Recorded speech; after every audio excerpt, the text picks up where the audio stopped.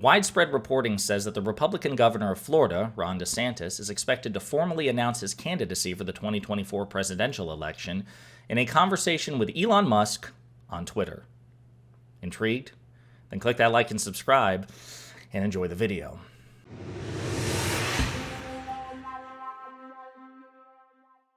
All right, folks, it's officially getting real. So according to widespread reporting from NBC News to Axios to CBS News to Fox News, Ron DeSantis, the Republican governor of Florida, who was just reelected to that post last year in November 2022, is expected to formally announce his candidacy for the 2024 presidential election through the Republican nomination. That would make him a formal challenger to Donald Trump and put the two on a collision course.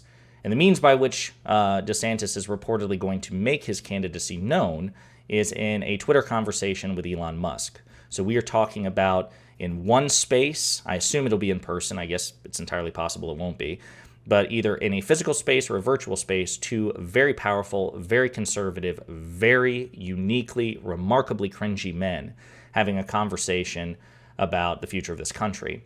And you have no doubt, you should have no doubt, that Donald Trump will be watching this entire time and troth-essentialing his way through mocking commentary. So I'm sure in some respects, the entertainment value will be quite high. I got a couple of things I want to show you, one of which is a clip. That's what we're going to lead off with because this was released last night as some sort of like teaser trailer, you know, like before the latest Marvel cinematic event, except in this case, it seems to be a teaser for DeSantis's Republican nomination for the presidency campaign. So let's take a look.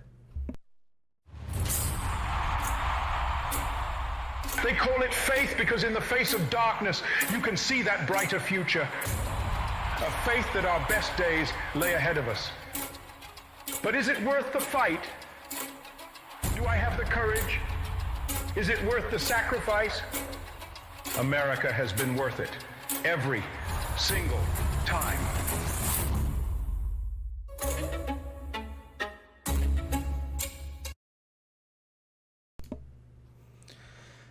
I compared it to the Marvel Cinematic Universe, and I guess if Thanos ever had a teaser trailer, this would be it. So yeah, it's interesting. Again, the reporting is almost certainly correct. DeSantis has been signaling in this direction for months upon months upon months. But a couple of things I want to point out. So first things first, not to put too fine a point on it, but DeSantis squandered whatever lead or momentum he had initially against Trump. There were, in some cases, polls months and months and months ago, I think back November, December of last year, maybe even in early as January, where DeSantis was competing meaningfully with Donald Trump for the Republican nomination. Since then, he has fallen way behind. This is aggregate reporting from 538, and Trump leads him by a considerable margin according to virtually all polls. Now, this is May 2023. The formal announcement, if it's coming, is coming tonight, Wednesday. So it's entirely possible that DeSantis makes up for this along the way. But the odds are against him. And then even if he defeats Trump in the primary, he would have to contend with a Democratic incumbent president, although President Biden has his issues as well. So it'll definitely make for interesting political theater. Now, I'll also point out that contrasting DeSantis and Trump is and has always been interesting because in many ways, there can be no question that DeSantis is smarter than Donald Trump. I have no doubt that when it comes to the ability to reason and logic and basically comprehend things, there's no question which of these two men are more competent. Ron DeSantis is much more competent than Donald Trump. Now, which one is more charismatic? Which one is a better brander? Which one is a better figurehead? Well, almost certainly Trump, right? Trump. This is where the rock, paper, scissors issue comes along the way. And from a left-leaning perspective, trying to comprehend which of these two is more dangerous is tough, right?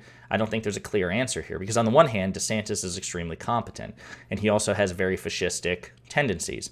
Now, is he the sort of open, unrepentant fascist that would just simply deny the results of an election and try to incite a mob to invade the United States Capitol to prevent his rival from ascending to power? Possibly, but I don't know. I think there's an argument to be made there. Whereas Trump is just the sort of malignant narcissist that Ron DeSantis isn't, and has even less regard for norms, traditions, values. And so it's almost like a bull in a china shop versus like a very shrewd, I don't know, some other less imposing animal, I suppose. But either way, neither of these men are particularly qualified to be president of the United States. So Ron DeSantis, for example, yes, he's governor of Florida. Yes, he had the so-called red wave in Florida, but that was also due to legislative shenaniganry, redistricting, and gerrymandering, right? He used his majorities, his supermajority in Congress, in the Florida State House, to further entrench his own institutional advantage. This was not technically a fair fight, okay, number one. Number two, we just saw a couple of days ago in Jacksonville, Florida's most populous city, which was previously run by a Republican mayor and was, the Republican running for mayor was a DeSantis-backed, DeSantis-endorsed candidate, got shellacked by a Democrat, right? So DeSantis is not quite as invincible as he says and likes to pretend he is in Florida, but he is very good at pretending he is. I'll also point out that he's in the middle of a deeply financially damaging battle with Mickey Mouse and Walt Disney over culture war issues. So this is the thing. Ron DeSantis has put himself in a position where he's trying to pitch himself as a guy who wins, right? He's going about this very quietly. He's not openly insulting Trump, although he's getting bolder and bolder about how subtle he is, how veiled his jabs are. But he's not yet gone so far as to basically call Donald Trump a liar or a loser or anything like that. But the implication is Ron DeSantis wins, which he has, and Donald Trump loses, which he does, right? But he also, in order to win, he appeals to these far-right culture war talking points, issues about, we're going to protect your gas stoves because Democrats are coming for your gas stoves, picking fights with Disney over Disney exercising their First Amendment right, which a conservative like Ron DeSantis should support. Corporations are people too. Corporations and people both have the right to, criticize the government and free speech. And hey, I thought Republicans supported free speech. I thought they were anti-censorship. And yet he's so thin-skinned and hypocritical that as soon as they do, he exercises state power against them. So he also just passed a 6-week abortion ban, right? These are notions that are not particularly popular with the widespread American public. So the conundrum is this. If Ron DeSantis has any chance of beating Trump, he's going to have to win the Trump primary voting bloc, which are Trump loyalists, which means he's going to have to appeal to the far right. But then, let's say he does that, and let's say it's successful. Then in order to defeat President Biden in the general, he has to then walk back and say, listen, no, I'm not crazy like Trump and all these far right. I support reasonable abortion restrictions. I don't support election denialism. I can be a president for, yes, Republicans and far right Republicans apparently, but also for moderates and yes, even Democrats and liberals and progressives too. He's put himself in a position where essentially it's a mutually exclusive choice. The further he runs right to secure the primary, the less credibility he has with the general public, which is not reflective of MAGA. You got to remember, the Republican Party is the minority party. Democrats are, generally speaking, much more popular, and their policies are much more popular, and there are more of them. So DeSantis is going to have to find a way to straddle these two lines. I don't think he's capable of pulling it off. I think he's pigeonholed himself, and I have absolutely no sympathy for it. But I will say, if and when this announcement comes, I am looking forward to the brawling that will ensue between Ron DeSantis and Donald Trump. And even to some extent, Elon Musk, who apparently is backing DeSantis and whom Trump hates. So pop your popcorn, folks. It's going to be cringy, but I'm sure very entertaining.